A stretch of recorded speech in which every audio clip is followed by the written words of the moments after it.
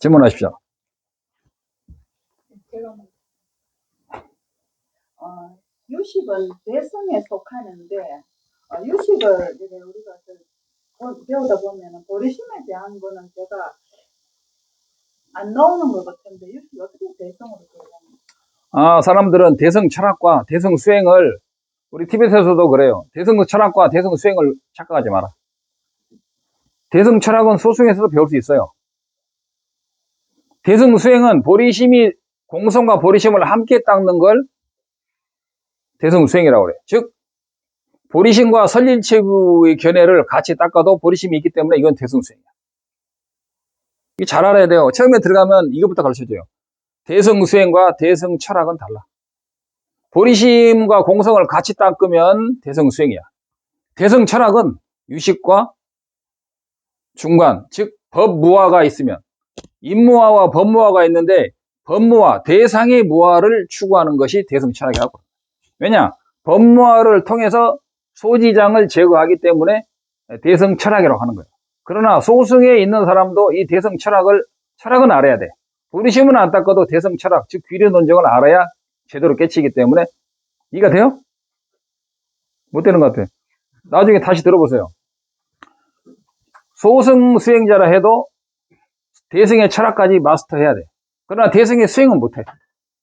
그래서 대승의 철학을 마스터하면 귀료를 알아야 소승 수행자도 사실은 이게 대승으로 점검할 수 있다고 해요.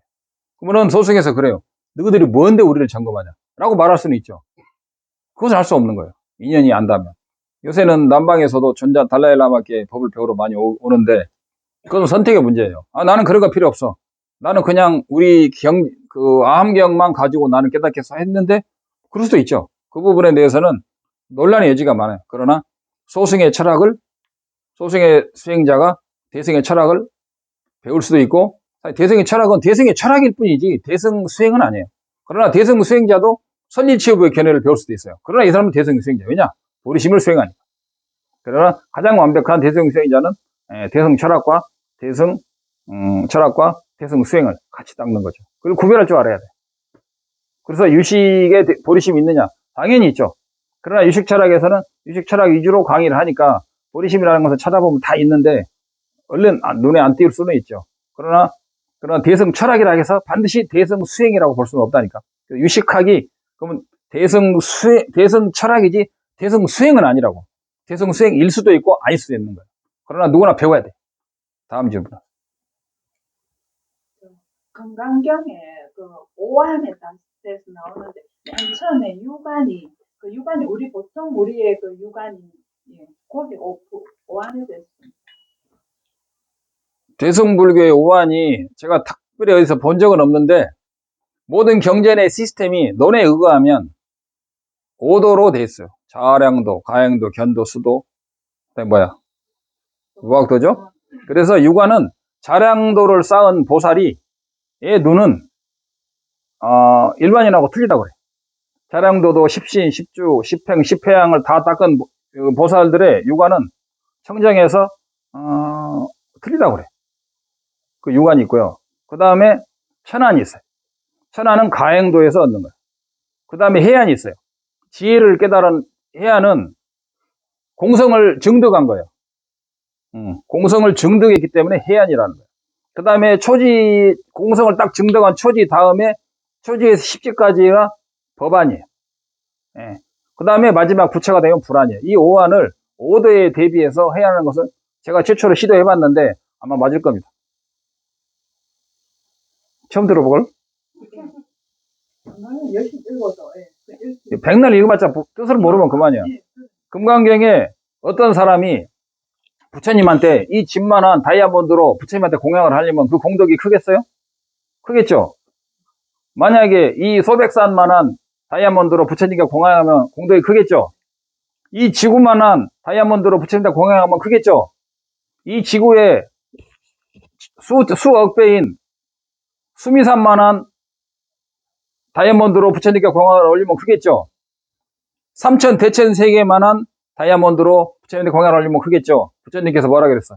수보리야, 삼천 대천 세계만한 다이아몬드로 부처님께 공양을 올리는 것보다 금강경 사구계를 해석해 주는 게 공덕이 비할 수 없이 크니라 그랬어.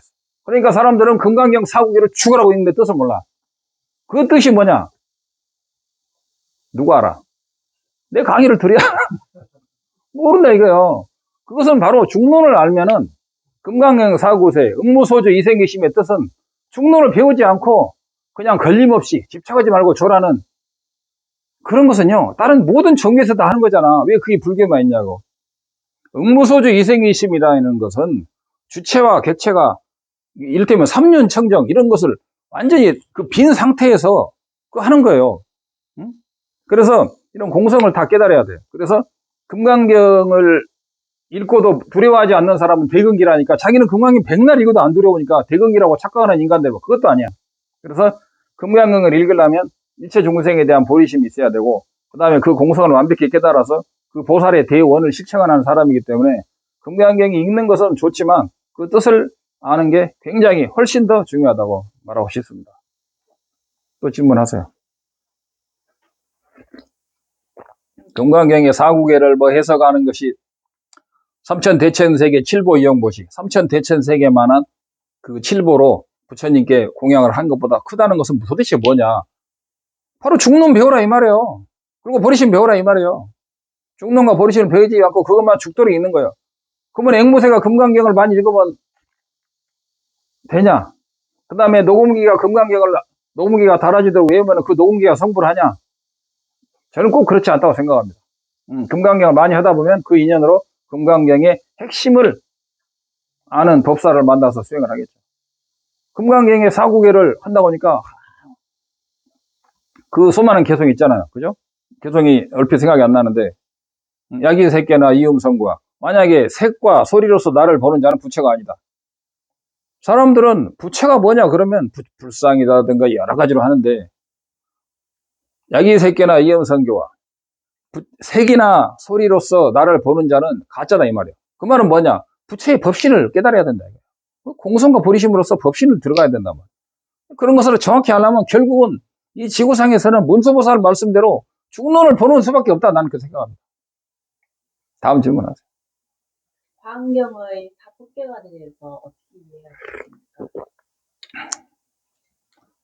화엄경의 사법계관은 이법계, 사법계, 이사무예법계, 사사무예법계잖아요. 근데 핵심은 이법계예요. 보리심을 수행하면서 공성을 깨달은 사람만이 이무예를 깨닫는 거예요. 이무예 알면 이사무예 또는 사무예, 사사무예를 점차로 증득해 가는 거죠.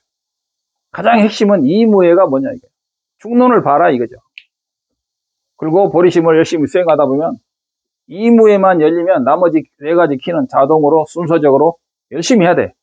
자만하지 말고 열심히 하면 나머지 사사무예 법기는 다 열린다 이거예요. 다음 질문하세요. 응? 그 이유를 보려면 장님이 한 번도 세상을 못 본 장님이 있어요. 그러면 네 눈을 수술하고 나면 이래라고 하다가 너는 수술을 빨리 하자 그러니까 수술하면 무엇이 보입니까? 그러는 거야. 아무 의미가 없는 거예요. 수술해서 눈을 딱 띄워놓고 설명을 하지 않는다는 그건 무의미한 거예요. 중론부터 배우라 이거야. 의미가 없는 거예요. 그것은. 그냥 시작도 공성이고 말도 공성인데 3일신고에 나오잖아요. 일시무실이요 일종무종이르다. 하나라는 것은 시작이 없는 하나요. 끝이라는 것도 하나 없는 끝인다 보면 부처님 말씀과 약간 유사해요.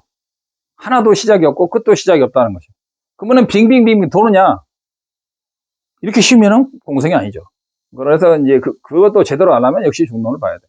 지금 말씀하신 그 하나라는 게 삼일신고나 천국에서도 하나라고 할 때 일반 교가라든가 그렇죠. 비슷한데 지구비어 공부하는 입장에서 봤을 때 하나라는 일시무실하면은 불교. 근데 그것이 공성을 말했는지 안 했는지 모르지만 옛날에 사명대사가 한 말이 있어요. 깨달은 사람의 눈에는 모든 것이 불법이요. 깨닫지 못한 사람에게는 불법이 바구니의 법이다 그랬어요. 그래서 우리는 깨달아야 된다. 그래서 깨닫고 보면 모든 외도의 경전마저도 불법의 바다 위에 떠 있다는 걸 알게 되는 거예요. 모든 법이 마음 위에 가설되어 있다면, 일체 법이 마음 위에 가설되어 있다면, 하느님이든 부처님이든 다 마음 위에 가설되어 있다는 것을 완벽히 알고 법을 수행하면, 그래서 보리심을 외도에게도 벌레에게도 보리심을 닦을 수 있는 거죠. 그러면 일체 법은 마음 위에 가설되어 있다 이거예요. 하느님이 이 마음을 만든 게 아니라고. 그것을 완벽히 이해하게 되면 일체 법이 불법이다라는 걸 알 수가 있는 거죠. 다음 질문하세요. 내가 강의를 너무 잘해가지고 누구는 입을 다물지 못하네. 해루가 기도 중에 안에 다끼니가 나오는데 다끼니가 뭡니까? 공행모. 그 불법을 옹호하는, 특히 밀법을 옹호하는 불교의 신성한 여신들이 있어요. 굉장히 수행을 잘하는 여신들이 있어요. 호법신이라고 생각합니다. 불교의 호법, 밀교의 호법신들. 다끼니는 여성. 다끼 그러면 남성. 남성도 있어요. 보통 여성들이 많이 합니다. 밀교에서는. 어머니신 여성들이 합니다. 밀교에서는 여성을 아주 신성시합니다. 다음 질문하세요. 안일이 슬심이 할 때, 우리 한국에서 안일이 슬심이 할 때 그 의가 성품입니까? 그가 식이죠. 생각이고. 무슨 성품이야. 마음. 식, 심, 세 가지는 하나라. 이렇게 노래 나와 있어요. 그것이 무슨 성품이야? 마음이 성품이라고?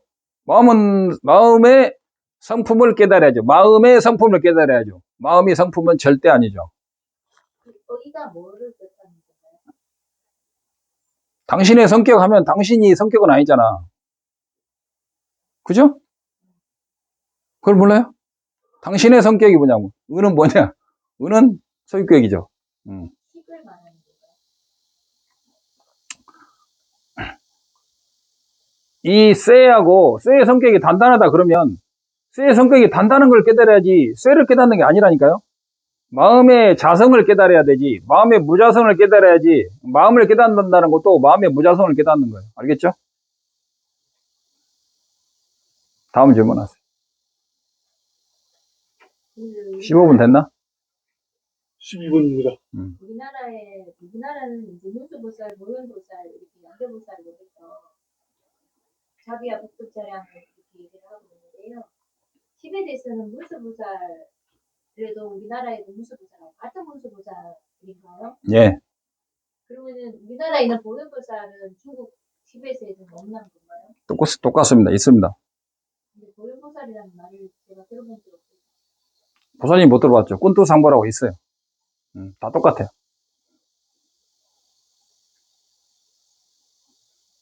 질문 없어요? 나와 오온이 우전에 있는 원리하고 부처님과 그 부처와 삼신이 그 우전에 있는 그 원리가 비슷한 것 같은데 그 오온과 그 삼신이 어떻게 다릅니까? 오원이 범부의 오원이 부처가 되면 삼신이 되는 거예요. 색성향 미촉법의 범부의 색성향 미촉법이 부처의 색성향 미촉법으로 바뀌면 범부는 오원이 고고, 부처는 오원이 열반이야. 끝. 심플하죠. 근데 오원 자체가 죄는 아니야. 오원 개공이라는 거예요. 오원이 개공인데 일반인들은 공한 걸 모르고 내 몸과 나의 마이, 내 체면, 내 집, 내 재산, 내 건강, 내 자식 등등 마이라는 것 때문에 윤회에서 벗어나지 못합니다. 어려운 이야기예요. 그러니까 한 번에 그걸 끊을 수는 없다니까. 조금씩 알코올도 하루에 두 잔 먹은 사람 한 잔, 이틀에 한 잔, 열흘에 한 잔, 한 달에 한 잔, 1년에 한 잔 점점 다 끊어가야 돼. 행동으로 먼저 끊어야 돼. 식으로만 행동이 안 따라오면 다 필요 없는 거예요. 힘들어도 하루 아침에 오체투지 3배라도 하고 연부를 조금이라도 해. 그래가지고 연부를 시간도 늘리고 오체투지 시간도 점점 조금씩 늘려요. 환자가 처음에는 걷지를 못하지만 지팡이 짚고 걸으면서 자꾸 걸어. 그러다 보면 지팡이 짚고 심리도 걸을 수 있어요. 지팡이 짚고 천천히 걸어. 뻘짓하지 말고 술 먹고 담배 피지 말고 오직 수행에 집중하고 참회에 수행하면서 천천히 기본 수행을 늘려가야 돼. 우리는 공성을 깨닫기 위해서 보리심을 깨닫기 위해서 가서 달라이람한테 밀교 관장 받고 보리심 관장 받고 하는 짓은 국민학생만도 못하는 사람들이 많아요. 그러지 말고 기본적인 집착을 버려라. 그리고 기본적인 행위에서 부처님 시킨 대로 하나하나 해야 돼. 배우는 것은 대성을 배우는데 아무튼 부처님이 시킨 대로 잘 해야죠. 그래서 기본 수행이, 제가 오늘 하고 싶은 말 중에 하나는 기본 수행이 굉장히 중요하다. 평상시 쉬지 말고 연불 해라. 대화할 때나 밥 먹을 때나 중요한 이야기하고 쓸데없는 장소에는 가지를 마라 이거야. 잡담은 시박 중에 하나다 이거죠. 잡담하는 게 큰 죄고, 잡담 많이 하는 사람 지옥에 떨어진다고 람님에 나와 있어요. 그래서 기본적인 수행에 충실하라. 법문 듣고 나가면은 까맣게 있지 말고 법문 듣고 나가면서도 뭘 아무거나 해라 이거예요. 쓸데없는 이야기 하지 말고 쉬지 말고. 놀면 뭐하냐. 놀면은 세월이 흘러가 인간몸 버려버리죠. 인간몸 받기 힘들잖아요. 여기까지 하고 일단 쉬겠습니다.